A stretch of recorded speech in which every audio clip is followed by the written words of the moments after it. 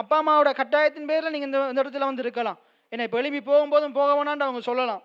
ஆனால் நீ தனிப்பட்ட முறையில் வேத வசனத்தின் மூலமாகவோ இல்லாட்டி இப்படி கேட்குற பிரசங்கத்தின் மூலமாகவோ இயேசுதான் மெய்யான ஆண்டவர், அவர் தான் என் இரட்சகர், நான் வாழப்போகிறது என்ன கலாத்தியர் 2:20 படி நான் அவரால் தான் பிழைத்திருக்கிறேன், நான் என்ன செய்ய போகிறேன், என்னுடைய ஆசைபாச இச்சைகளுக்காக, என்னுடைய பெற்றோருடைய விருப்பத்துக்காக, என் பெற்றோர் சொல்கிறதுக்காக, இல்லாட்டி என் உறவினர் சொல்கிறதுக்காக, என்ற பேர் புகழுக்காக நான் வாழ போகிறது கிடையாது. நான் இயேசுவுக்காக வாழ போகிறேன்னு நீ தனிப்பட்ட முறையில் தீர்மானம் எடுக்கலாட்டி இன்னும் குறிப்பிட்ட காலத்தில் நீ இந்த சர்ச்சுக்குள்ளே இருக்க மாட்ட, எந்த சர்ச்சுக்குள்ளேயும் இருக்க மாட்ட. எங்கே இருப்ப?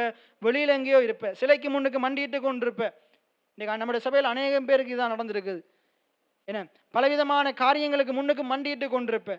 ஆனால் நீ இன்றைக்கு தனிப்பட்ட முறையில் நீ போதனைகள் மூலமாக, நீ வேதத்தை தியானிக்கிறதன் மூலமாக, நீ ஆண்டவர் நல்லவர் என்றது, அவர் இரட்சகர் என்றது ருசி பார்ப்பியா இருந்தா, என்ன நடந்தாலும், எவ்வளோ பெரிய காரியங்கள் வந்தாலும், எவ்வளோ பெரிய ஆசைபாச இச்சைகள் வந்து உன்னை இழுக்க நேரிட்டாலும், நீ ஜோசேப்பை போல் என்ன செய்வ?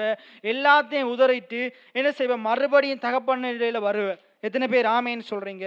அப்போ உங்களோட பிள்ளைகளுக்கு நீங்க என்ன முக்கியமாண்டா, அவங்க தனிப்பட்ட முறையில் இயேசு அறிந்து கொள்ளணும். உங்களுடைய ஜெபம் அதுவாக தான் இருக்கணும். ஆண்டவரே நான் சொல்லாமலேயே அவன் என்ன செய்யணும்? வேதத்தை எடுத்து படிக்கணும். அதுக்கு முதலாவது நீங்க எடுத்து படிக்கணும். ரட்சிக்கப்பட்டிருக்கிற நீங்க வேதத்தை எடுத்து படிக்கணும்.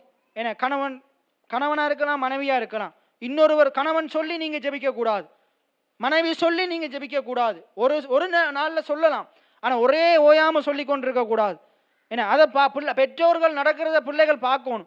அப்ப பிள்ளை தானா பைபிள் எடுக்கும், பிள்ளை தானா ஜெபத்துக்கு, குடும்ப ஜெபத்துக்கு வரும், பிள்ளை தானா செவ்வாய்க்கிழமை ஜெபத்துக்கு வரும்.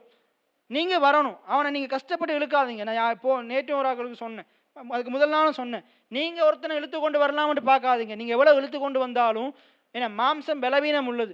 ஒரு நாள் நீங்களே பலவீனப்பட்டு போயிடுவீங்க. நீங்க மாம்ச பிரகாரமாக அவனை அழைத்து வந்து உங்களுக்கு பலன் இல்லாமல் போயிடும். ஏன்னா ஆனால் நீங்க பிள்ளையானவனை நடத்த வேண்டிய வழியில நடத்து, முதிர் வயதிலும் அவன் அதை விடாதிருப்பான். எத்தனை பேர் ஆமேன்னு சொல்றீங்க? கர்த்தர் அவனை மாற்றும் போது அந்த மாற்றம் நித்தியம் உள்ளதா இருக்கும்.